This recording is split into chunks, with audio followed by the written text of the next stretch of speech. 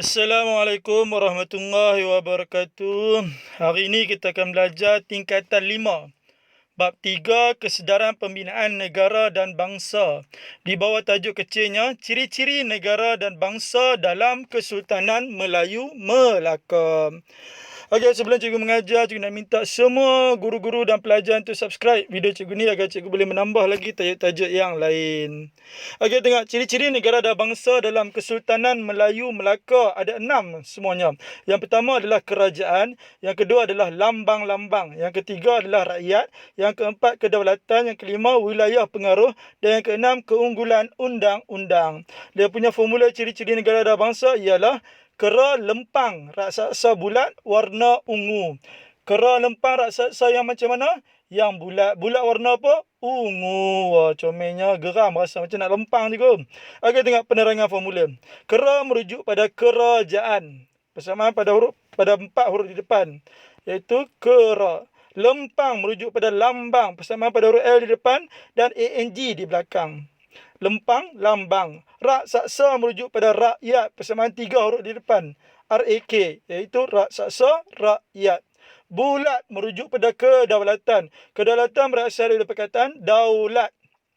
Persamaan pada huruf lat. Persamaan pada sebutan lat di belakang. Menjadikannya daulat, daulat, bulat. Warna merujuk pada wilayah, persamaan pada huruf W di depan. Dan ungu merujuk pada keunggulan. Keunggulan berasal dari perkataan unggul. Unggul ni hampir sama sebutannya dengan perkataan ungu. Ungu, unggul. Jadi formula untuk ciri-ciri negara dan bangsa dalam Kesultanan Melayu Melaka ialah kera lempang raksasa bulat warna ungu. Okey, tengok satu-satu. Tengok yang pertama, kera. Ciri yang pertama kalau ikut formula kera. Kera merujuk pada kerajaan. Apa maksud kerajaan? Kerajaan ialah badan yang diberi kuasa untuk mentadbir negara, menjaga keamanan, menjalin hubungan diplomatik dan mempertahankan kedaulatan negara. Apa maksud kerajaan? Badan yang diberi kuasa. Okey. Dalam kerajaan, raja adalah pemerintah tertinggi. Dan raja dibantu oleh pembesar 4 lipatan iaitu bendahara, penghulu bendahara. Ya, dua-dua ni bendahara. Beza perkataan apa? Penghulu bendahara, iaitu bendahara, penghulu bendahara, temenggung dan laksamana. Ingatlah, raja dibantu oleh siapa? Raja dibantu oleh pembesar 4 lipatan. Bila disebut 4 lipatan mesti ada 4 jawatan. Yang pertama bendahara, yang kedua penghulu bendahara, bendahara juga, yang ketiga temenggung dan yang keempat laksamana.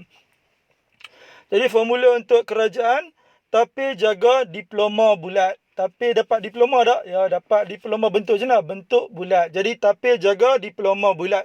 Tengok penerangan. Tapi merujuk pada mentadbir. Mentadbir berasal daripada perkataan takbir. Takbir ni cikgu ubah kepada perkataan tapir. Persamaan pada huruf TA di depan dan IR di belakang. Tapir, takbir. Jaga merujuk pada menjaga. Menjaga berasal daripada perkataan jaga. Diploma merujuk pada diplomatik. Persamaan pada 3 sebutan di depan, iaitu diploma. Dan last sekali, bulat merujuk pada kedaulatan. Kedaulatan berasal daripada perkataan daulat. Persamaan pada sebutan lat di belakang. Bulat, daulat. Jadi formula untuk kerajaan, tapi jaga diploma bulat. Apa maksud kerajaan tadi? Kerajaan adalah badan yang diberi kuasa. Dia punya formula, tapi jaga diploma bulat. Kerajaan diberi kuasa untuk, tapi itu apa? Mentadbir negara. Menjaga keamanan. Diploma, menjalin hubungan diplomatik. Bulat merujuk pada mempertahankan kedaulatan negara ataupun menjaga kedaulatan negara. Tapi jaga diploma bulat. Yang paling penting, apa maksud kerajaan? Kerajaan adalah badan yang diberi kuasa. Okey, tengok ciri yang kedua. Bagi negara dan bangsa Kesultanan Melayu Melaka ialah kera lempang. Apa itu lempang? Lempang adalah lambang-lambang. Tengok lambang-lambang. Lambang-lambang bermaksud simbol atau tanda yang menjadi identiti bagi sesebuah negara.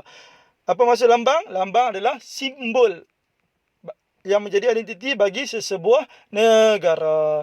Apa maksud kerajaan tadi? Kerajaan adalah badan yang diberi kuasa. Apa maksud lambang? Lambang adalah simbol. Contoh Simbol bagi negara kita, bahasa Melayu merupakan bahasa kebangsaan. Agama Islam, adat istiadat Melayu dengan sistem pemerintahan beraja.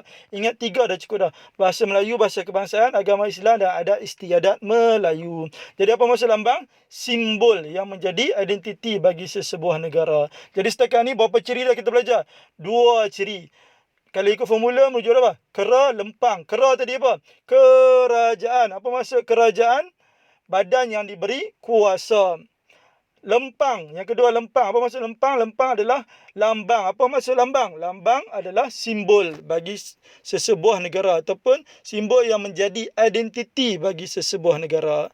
Okey, kita tengok ciri yang ketiga bagi negara dan bangsa Kesultanan Melaka. Kera, lempang, raksasa. Raksasa merujuk pada rakyat. Okey, tengok apa maksud rakyat? Rakyat adalah penduduk bagi sesebuah wilayah. Semua penduduk bagi sesebuah wilayah. Jadi apa maksud rakyat? Rakyat adalah penduduk. Kita ulang balik, setakat ni dah berapa belajar? Dah 3. Yang pertama tadi apa? Kera. Kera merujuk pada kerajaan. Apa maksud kerajaan? Badan yang diberi kuasa.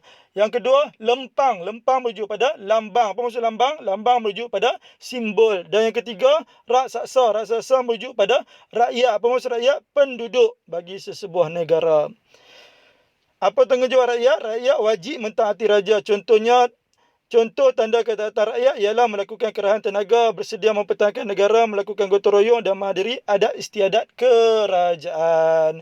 Ingat 3 dah cukup.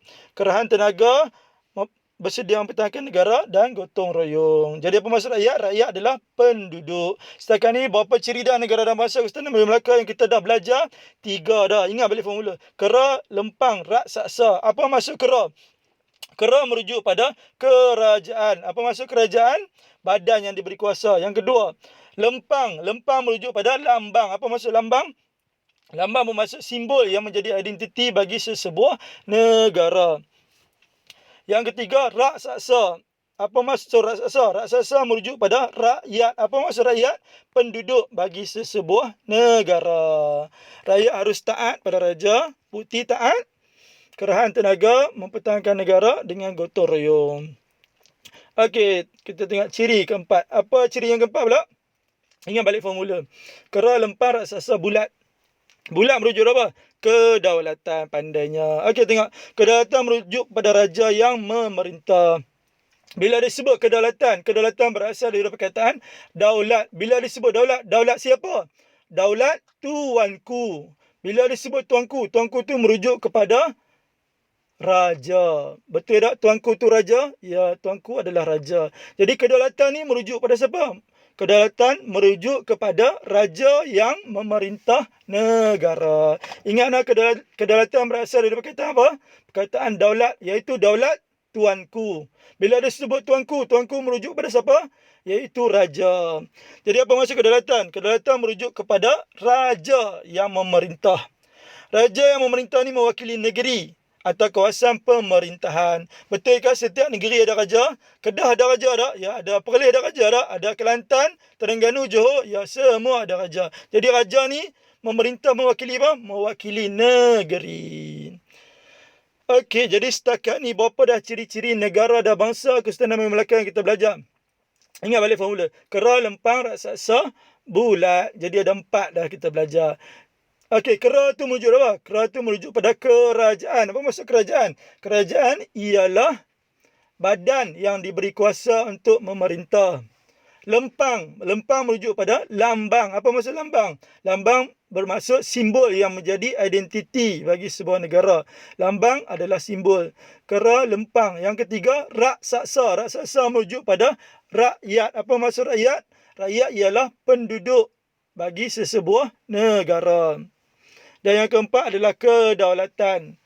Kedaulatan ni merujuk pada raja yang memerintah. Jadi ada 4 perkara kita belajar.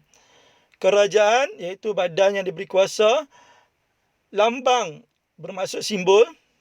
Rakyat bermaksud penduduk. Dan kedaulatan merujuk pada raja. Okey, ciri yang kelima, negara dan bangsa Kesultanan Melaka pula merujuk pada apa? Ingat balik formula. Kera, lempang, raksasa, bulat. Warna. Warna merujuk pada wilayah pengaruh, pandainya. Okey, tengok. Wilayah pengaruh bermaksud kawasan tempat tinggal rakyat. Bila disebut wilayah pengaruh, ada dua perkataan kita sebut, wilayah dengan pengaruh. Apa maksud wilayah? Wilayah bermaksud kawasan. Betul tak wilayah itu kawasan? Ya, wilayah adalah kawasan. Kalau rakyat adalah penduduk, lambang adalah simbol. Jadi wilayah adalah kawasan. Ya, kawasan tempat tinggal rakyat dan mempunyai sempadan yang diterima umum. Ya, kawasan tempat tinggal siapa? Tempat tinggal rakyat. Jadi rakyat harus menerima dan memperakui pemerintahan seseorang raja. Tengok, wilayah pengaruh Kesultanan Melaka merangkumi seluruh semenanjung Tanah Melayu dan seluruh timur Sumatera. Semua semenanjung Tanah Melayu dengan timur Sumatera adalah wilayah Kesultanan Melayu Melaka. Jadi ada dua kawasan, seluruh semenanjung Tanah Melayu dengan seluruh timur Sumatera. Jadi apa maksud wilayah pengaruh? Apa maksud wilayah pengaruh? Wilayah pengaruh daripada dua sebutan, iaitu wilayah dengan pengaruh. Apa maksud wilayah? Wilayah adalah kawasan. Kawasan tempat tinggal rakyat. Jadi setakat lah ni berapa dah ciri-ciri negara dan bangsa Tanah Melaka yang kita belajar?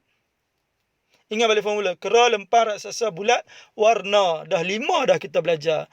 Kera tadi merujuk pada kerajaan. Apa maksud kerajaan? Badan yang diberi kuasa. Yang kedua, lempang. Lempang merujuk pada lambang. Apa maksud lambang? Simbol yang menjadi identiti sebuah negara.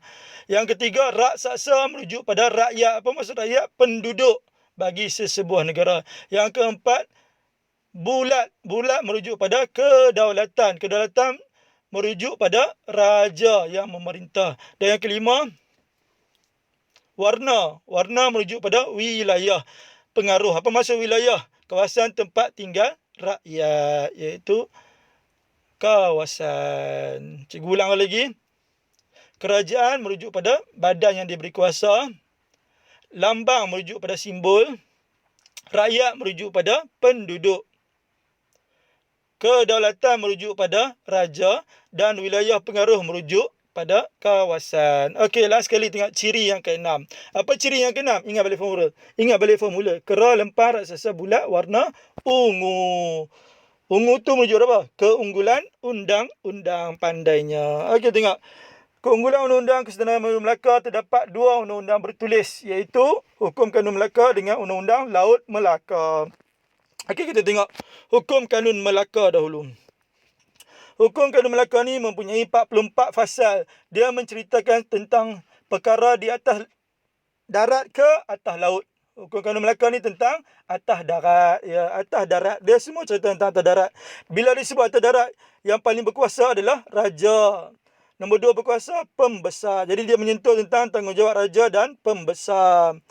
Dan bila disebut atas darat, paling ramai sekali ada siapa? Ada masyarakat. Jadi dia cerita tentang pantang larang dalam masyarakat. Masyarakat ni berasal daripada mana? Berasal daripada institusi kekeluargaan. Jadi dia juga cerita tentang undang-undang kekeluargaan. Cikgu ulang balik no. Hukum Kanun Melaka ni cerita atas laut ke atas darat? Ya, atas darat. Atas darat siapa paling berkuasa bila disebut darat? Paling berkuasa adalah raja. Raja dibantu oleh pembesar. Jadi dia cerita tentang tanggungjawab raja dan pembesar. Atas darat ni paling ramai sekali ada siapa? Ada masyarakat. Jadi dia cerita tentang apa? Pantang larang dalam masyarakat. Bila disebut masyarakat, masyarakat ni berasal daripada mana? Berasal daripada institusi keluarga. Betul ke semua masyarakat yang ada ni berasal daripada keluarga? Ya, kalau tak ada keluarga, tak lahirlah semua masyarakat. Jadi masyarakat berasal daripada institusi kekeluargaan. Jadi dia cerita tentang undang-undang kekeluargaan. Dan bila disebut undang-undang, semua undang-undang wajib ada apa? Wajib ada hukuman terhadap kesalahan jenayah. Okey, tengok formula dia. Ramli membesar dalam keluarga jenayah. Okey, tengok. Ramli membesar dalam keluarga apa? Keluarga jenayah. Ya, tengok penerangan dia. Ramli merujuk kepada raja, persamaan pada huruf RA di depan. Membesar merujuk pada pembesar, iaitu persamaan pada sebutan besar di belakang. Keluarga merujuk pada keluarga. Penjenayah merujuk pada jenayah. Jadi Ramli membesar dalam keluarga penjenayah.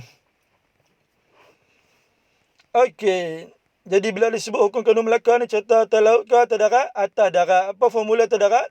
Ramli membesar dalam keluarga penjenayah. Ramli itu adalah raja, membesar adalah pembesar. Jadi cerita tentang tanggungjawab raja dan pembesar.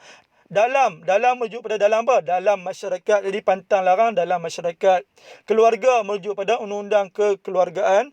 Dan juga penjenayah merujuk pada hukuman terhadap kesalahan jenayah. Yang paling penting, semua pelajar kena tahu hukum kanun Melaka ni cerita atas laut ke atas darat? Atas darat. Atas darat, siapa paling berkuasa? Paling berkuasa adalah raja. Raja dibantu oleh pembesar. Jadi menceritakan tanggungjawab raja dan pembesar. Bila disebut atas darat, paling ramai ni ada siapa? Ada masyarakat. Jadi cerita tentang pantang larang dalam masyarakat. Dan bila disebut masyarakat, masyarakat ni semua berasal daripada mana? Berasal daripada institusi kekeluargaan. Jadi ada undang-undang kekeluargaan. Okey, kita tengok undang-undang yang kedua dalam Kesultanan Melayu Melaka, iaitu Undang-Undang Laut Melaka. Kalau hukum kanun Melaka cerita tentang atas darat, jadi undang-undang laut cerita di mana? Ya, cerita tentang atas laut, pandainya. Bila disebut atas laut, mula-mula sekali kena ada apa lu? Ya, atas laut kena ada kapal dulu. Tak boleh ada orang atas laut sebab orang tak boleh lari atas laut. Nak pijak pun dah tenggelam dah, tak boleh ada orang. Jadi mula-mula kena ada apa lu? Kena ada kapal dahulu. Bila ada kapal, baru boleh ada orang. Orang tu pun duduk atas kapal. Jadi atas laut mula-mula kena ada apa? Kena ada kapal. Jadi dia menyentuh tentang selok-belok pelayaran kapal di laut. Contohnya, tanggungjawab pengawal kapal. Ya, manusia ada atas kapal tu, iaitu pengawal kapal. Yang kedua, bidang kuasa nakoda kapal. Yang ketiga, atur cara pelayaran. Yang keempat, hukuman terhadap kesalahan jenayah. Semua undang-undang wajib ada ni. Hukuman terhadap kesalahan jenayah. Hukum kanun Melaka ada tak hukuman terhadap kesalahan jenayah? Ya, ada. Sebab atas darat memang banyak ada kesalahan jenayah. Atas laut ada tak kesalahan jenayah? Ya, ada. Jadi dia ada hukuman terhadap kesalahan jenayah. Wajib ada hukuman ni. Okey, tengok apa formula untuk Undang-Undang Laut Melaka. Kawal kuasa melayan penjenayah. Tengok, kawal tu merujuk pada pengawal. Persamaan pada sebutan AWAL di belakang. 4 huruf di belakang sama. Iaitu kawal pengawal. Kuasa merujuk pada kuasa juga, iaitu kuasa siapa? Kuasa nakoda. Melayan merujuk pada pelayaran. Persamaan pada sebutan layar di belakang dan huruf N di belakang. Melayan, pelayaran. Dan penjenayah merujuk pada jenayah. Penjenayah berasal dari perkataan jenayah. Jadi kawal kuasa melayan penjenayah. Yang paling penting sekali pelajar kena ingat, Undang-Undang Laut Melaka ni cerita atas laut ke atas darat? Atas laut. Bila disebut atas laut, mula-mula sekali atas laut kena ada apa? Kena ada kapal. Jadi dia menceritakan tentang selok-belok kapal. Siapa yang bertanggungjawab atas kapal untuk mengemudikan kapal? Iaitu pengawal kapal. Siapa paling berkuasa? Nakoda kapal. Kemudiannya cara pelayaran. Dan last sekali, hukuman terhadap kesalahan jenayah. Okey, jadi cikgu nak ulang balik. Setakat ni, semua sekali ciri-ciri negara dan bangsa dalam Kesultanan Melayu Melaka ada berapa ciri? Ada 6 ciri. Apa formula dia? Kera, lempang, raksasa, bulat, warna ungu. Bagus, pandainya. Kera tu merujuk pada apa? Kera merujuk pada kerajaan. Apa maksud kerajaan? Kerajaan adalah badan yang diberi kuasa. Yang kedua, lempang. Lempang merujuk pada lambang. Apa maksud lambang? Lambang adalah simbol bagi sesebuah negara. Yang ketiga, raksasa. Raksasa merujuk pada rakyat. Apa maksud rakyat? Penduduk bagi sesebuah negara. Yang keempat, bulat. Bulat merujuk pada kedaulatan. Kedaulatan ni merujuk pada siapa? Merujuk pada raja. Yang kelima, warna. Warna merujuk pada wilayah pengaruh. Apa maksud wilayah? Kawasan tempat tinggal siapa? Tempat tinggal rakyat yang mempunyai sempadan. Dan last sekali, ungu. Ungu merujuk pada keunggulan undang-undang. Ada berapa undang-undang dalam Kesultanan Melayu Melaka? Ada 2 undang-undang. Hukum Kanun Melaka dengan Undang-Undang Laut Melaka. Mana yang cerita tentang atas darat? Yang cerita tentang atas darat adalah Hukum Kanun Melaka. Atas darat paling berkuasa siapa? Raja. Raja dibantu oleh pembesar. Jadi cerita tentang tanggungjawab raja dan pembesar. Atas darat paling ramai ada siapa? Paling ramai ada masyarakat. Jadi cerita tentang pantang larang dalam masyarakat. Bila disebut masyarakat, masyarakat berasal daripada mana? Berasal daripada kekeluargaan. Jadi ada undang-undang kekeluargaan. Kalau Hukum Kanun Melaka cerita tentang atas darat, Jadi Undang-Undang Laut Melaka cerita di mana? Cerita di atas laut. Atas laut, mula-mula sekali kena ada apa? Kena ada kapal. Ya, lepas ada kapal, ada pengawal kapal, ada nakoda kapal, ada cara nak berlayar, dan last sekali semua undang-undang. Tak kira hukum kanun Melaka kau, undang-undang Laut Melaka kau, dia mesti wajib ada apa? Ada hukuman terhadap kesalahan jenayah. Jadi apa formula ciri-ciri negara dan bangsa Kesultanan Melayu Melaka? Kera, lempang, raksasa bulat, warna ungu. Okey, kita tengok. Analisis kekerapan bab 3 untuk kertas 2 dari SPM 2010 hingga 2019. Tengok, yang warna merah tu adalah SPM sebenar, kuning tu SPM ulangan. Tengok.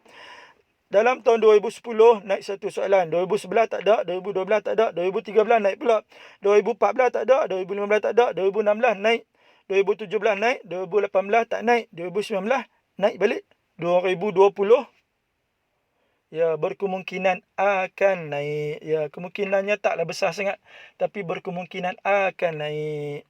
Saya kita tengok tajuk apa yang tak pernah ditanya lagi untuk bab 3 ni. Okey, manakala SPM ulangan pula, 2014 ulangan tak naik, 15 ulangan naik, 16 ulangan tak naik pula, 17 ulangan naik, 18 ulangan naik, 19 ulangan tak naik. 2020 ulangan berkemungkinan juga akan naik. Yang mana nak ambil SPM ulangan pada tahun 2020 ni, tengok yang warna kuning. Bagi pelajar-pelajar yang nak ambil SPM yang sebenarnya pada tahun 2020 ni, tengok yang warna merah tu. Cikgu ulang lagi dia punya trend. Naik, tak naik, tak naik, naik, tak naik, tak naik, naik, naik, tak naik, naik. Adakah 2020 akan naik? Ya, berkemungkinan akan naik. Okey, kita tengok analisis kekerapan tajuk yang kita belajar tadi. Apa tajuk kita belajar tadi? Ciri-ciri negara dan bangsa dalam Kesultanan Melayu Melaka. Setakat lah ni 2 kali dah ditanya tajuk ni. Yang pertama adalah SPM 2010 dan yang kedua adalah SPM 2017. Ya, selang jauh 2010 dan 2017. Dan ni 2000 apa? 2020. Ya, 2017, 2020. Selang 3 tahun. Ya, berkemungkinan besar tajuk ni, ciri-ciri negara bangsa Kesultanan Melayu Melaka ni akan naik semula. Tolong bagi perhatian untuk tajuk ni. Okey, kita tengok contoh soalan SPM. Soalan struktur markahnya 2, 4, 4. Okey, kita tengok satu persatu. Soalan A, ditanya apakah nama undang-undang tersebut? Ya, undang-undang dalam Kesultanan Melayu Melaka. Apakah anda soalan? Nama undang-undang. Ada berapa undang-undang Kesultanan Melayu Melaka? Ada 2 undang-undang. Yang pertama, Hukum Kanun Melaka. Yang kedua, Undang-Undang Laut Melaka. Tengok di ruangan jawapan. Ada tak 1 Roman dan 2 Roman? Ya, ada 1 Roman dan 2 Roman. Jadi bermaksud tak perlu buat ayat. Jawab terus je. 1 Roman tulis Hukum Kanun Melaka, 2 Roman tulis Undang-Undang Laut Melaka. Pandainya. Okey, kita tengok soalan B. Soalannya, jelaskan kandungan undang-undang yang terdapat dalam soalan di 1A tadi, iaitu Hukum Kanun Melaka dengan Undang-Undang Laut Melaka. Okey, mula-mula tengok dulu. Di ruangan jawapan ada tak 1 Roman, 2 Roman? Tak ada. Jadi kena jawab dalam bentuk ayat. Setiap ayat wajib ada pembuka. Pandainya. Okey, tengok apa pembukanya. Kandungan undang-undang yang terdapat dalam soalan di 1A. Kita tengok dia punya pembuka. Kandungan undang-undang yang terdapat dalam soalan di 1A, iaitu Hukum Kanun Melaka ialah. Okey, itu pembuka yang pertama. Ataupun pembuka yang kedua lebih mudah lagi. Kita ambil terus dia punya nama undang-undang, iaitu kandungan Hukum Kanun Melaka. Ya, yang penting ada pembuka. Okey, tengok kandungan Hukum Kanun Melaka ialah. Bila disebut Hukum Kanun Melaka, atas laut ke atas darat? Hukum Kanun Melaka atas darat. Ya, menyentuh tentang atas darat paling berkuasa raja, dibantu oleh pembesar. Jadi menyentuh tentang tanggungjawab raja dan pembesar. Atas darat juga paling ramai sekali ada siapa? Ada masyarakat. Jadi dan pantang larang dalam masyarakat. Titik. Ada lagi dah atas darat? Ya, bila disebut masyarakat, masyarakat ni berasal daripada institusi kekeluargaan. Jadi mempunyai undang-undang kekeluargaan. Dan terdapat hukuman terhadap kesalahan jenayah. Okey, macam mana lah nak hurai tentang undang-undang laut? Jadi menggunakan perkataan manakala. Tengok di situ cikgu buat. Manakala kandungan undang-undang Laut Melaka ialah. Bila disebut undang-undang Laut Melaka, cerita atas darat ke atas laut? Atas laut. Atas laut mula-mula kena ada apa? Kena ada kapal. Tengok. Manakala undang-undang Laut Melaka ialah menyentuh tentang selok-belok pelayaran kapal di laut, seperti tanggungjawab pengawal kapal dan bidang kuasa nakoda kapal. Titik. Ada lagi dah atas laut? Ya, atur cara pelayaran. Macam mana nak masuk atur cara pelayaran? Titik, lepas titik tulis kedua. Menceritakan atur cara pelayaran dan mempunyai hukuman terhadap kesalahan jenayah. Pandainya. Okey, kita tengok soalan C. Soalannya, pada pendapat anda, mengapakah kedua sumber undang bertulis tersebut perlu dipelihara? Apa kehendak soalan? Mula-mula bulatkan mengapakah. Mengapakah merujuk pada sebab. Apa kehendak kedua? Undang-undang bertulis tersebut perlu dipelihara. Pasal apa kena pelihara? Sebab-sebab perlu dipelihara. Jadi tengok di ruangan jawapan ada satu roma, dua roma tak? Tak ada. Jadi kena buat ayat. Ya, setiap ayat wajib ada apa? Ada pembuka. Tengok apa pembuka dia. Sebab-sebab. Kenapa start dengan sebab-sebab? Sebab dia tanya mengapakah. Mengapakah merujuk pada sebab. Jadi sebab kedua-dua sumber undang-undang bertulis tersebut perlu dipelihara ialah menjadi identiti negara. Titik. Penanda wacana cikgu ajar adalah guna number. Jadi start dengan number 2. Iaitu kedua, lambang ketamadunan Melayu. Titik. Lepas kedua, ketiga, asas pemerintahan raja berperlembagaan. Titik. Lepas ketiga, keempat, warisan sejarah menjadi sumber pelancongan. Ya. Selain itu boleh tak masuk yang berkaitan dengan isi kandungan undang-undang tadi? Ya, boleh. Contoh, setiap undang-undang wajib pada apa? Hukuman terhadap kesalahan jenayah. Jadi lepas keempat, kelima, mempunyai undang-undang terhadap kesalahan jenayah agar negara menjadi aman. Titik. Ya, betul kan negara dapat jadi aman? Ya, betul. Selepas aman, apa lagi yang ada dalam isi kandungan undang-undang tadi? Yang ada tentang pantang larang dalam masyarakat. Ya, bila ada pantang larang, bermaksud kehidupan masyarakat menjadi macam mana? Menjadi harmoni, wujud perpaduan dalam masyarakat. Ya, yang ni tak boleh buat, yang ni tak boleh buat. Jadi bermaksud tidak ada wujudnya salah fahaman dalam masyarakat. Keluarga menjadi harmoni. Ya, sebab ada undang-undang kekeluargaan. Jadi semua nasib anak-anak, suami isteri dan keluarga semua terbela tak? Ya, semua terbela. Dan nasib rakyat akan terbela tak? Ya, sangat terbela. Dan mereka hidup dalam keadaan yang sangat selamat. Terjamin keselamatan rakyat dengan adanya undang-undang. Betul tak? Ya, betul. Dan pemerintahan pun akan menjadi sangat adil. Pasal apa adil? Sebab dalam undang-undang dia mempunyai cerita tentang tanggungjawab raja dan juga pembesar. Tidak ada lagi berlakunya kesalahan dalam undang-undang seperti rasuah dan lain-lain. Tidak ada lagi kesilapan dalam pemerintahan. Okey, cikgu rasa hanya sekadar itu sahaja. Kita jumpa lagi dalam kelas sejarah seterusnya. Permintaan cikgu yang terakhir, diminta semua guru-guru dan pelajar untuk subscribe video cikgu ni agar cikgu boleh menambah lagi video-video yang lain. Sekian wabillahi taufiq wal hidayah. Assalamualaikum warahmatullahi wabarakatuh.